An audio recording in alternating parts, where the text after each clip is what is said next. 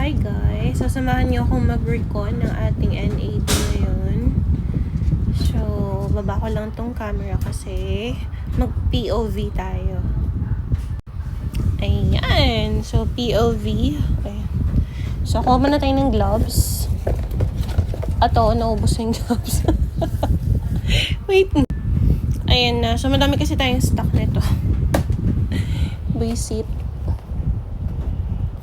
Hindi ko pa mabuksan. Yung totoo. Ayun. Ayun, nakaano pa siya.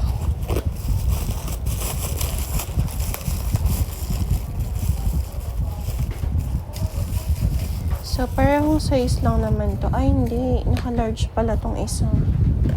So, sige, discard na natin tong isa. So, ayan. So, syempre, mag-alcohol muna tayo, guys.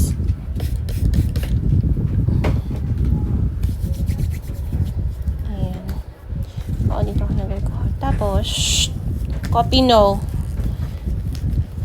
Hala, mas okay pala si large.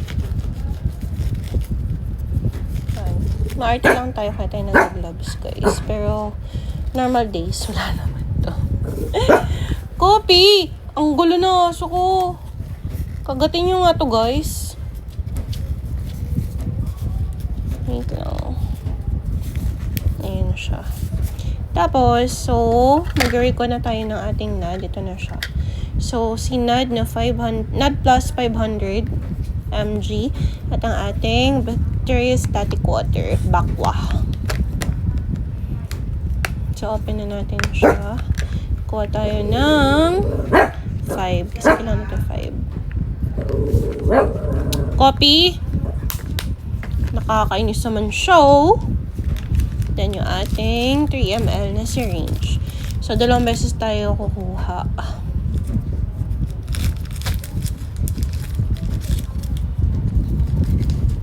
So, tago na muna natin to dahil hindi na natin sila kailangan.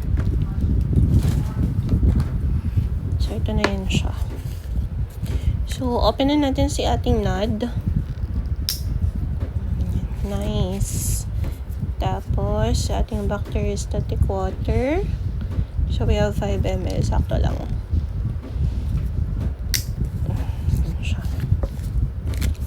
So, una natin kukunin si back water. And then, side lang. And from inner to outer. Yan guys, so yung aso ko, yung ingay niya, no?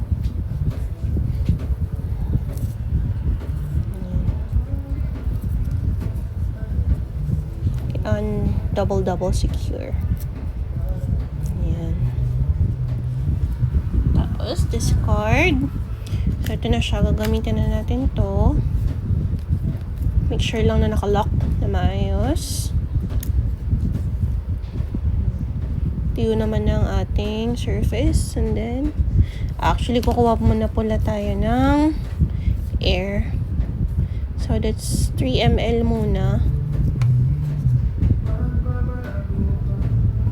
Then, inject lang natin sa backwater, sa may air.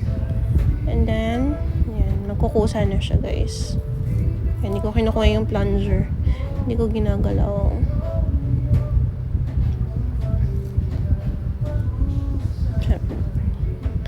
Ayan, so this is 3 ml na. Remove the air.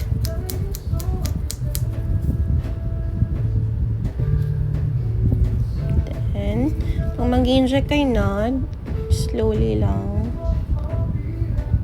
Ayan, away sa mismong gamot. Ayan, naubos agad. So, that's 3 ml pa lang. So, kunin pa natin yung remaining na 2 ml dito.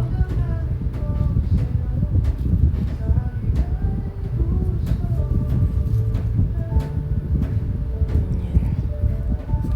Hindi na siya nag-ano.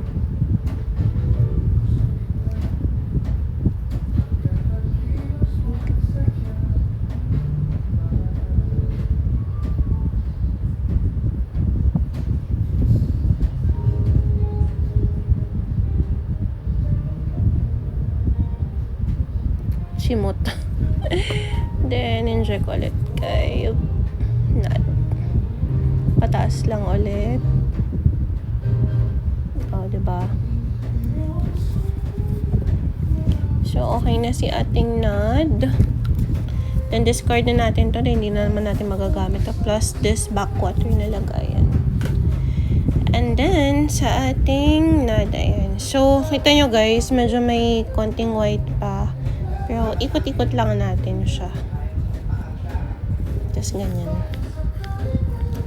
Hindi siya kailangan aggressive. Kailangan mild lang. So, ano parsan nga ba si Nad? So, sa pag-search ko, this is actually good for our energy, for mental clarity. So, advisable siya na i-take during morning. And disclaimer guys, mas okay pa din na magpa-check kayo before taking any peppies. Kasi, may mga peppies like this Nad is parang nakaka-trigger daw ng mga cancer cells. So, like kung meron tayong mga history ng ganun, sa family especially, ano na lang din, like magpa-check para sure. So, ayan siya. So, this one doesn't have any sting daw. Ayan. And dissolve na din siya. Clear na. Yan. Tapos, may binili na akong pang cover niya, guys.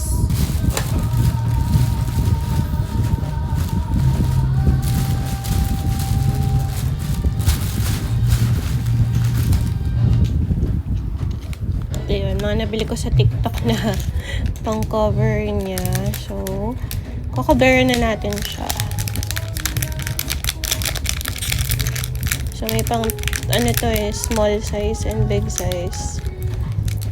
Kasi, taba natin. Dahil weekly naman din natin siya i-take. So, ayan. Yan na. So, at na-recon na natin si Nad. Ready na natin siya for injection later on sa ating partner to. Tinisin na natin to. So, tayo mag-start na in a while.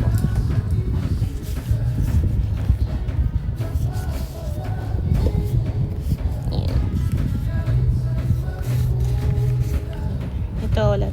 Keep na natin to. So, yun lang. Thank you so much for watching.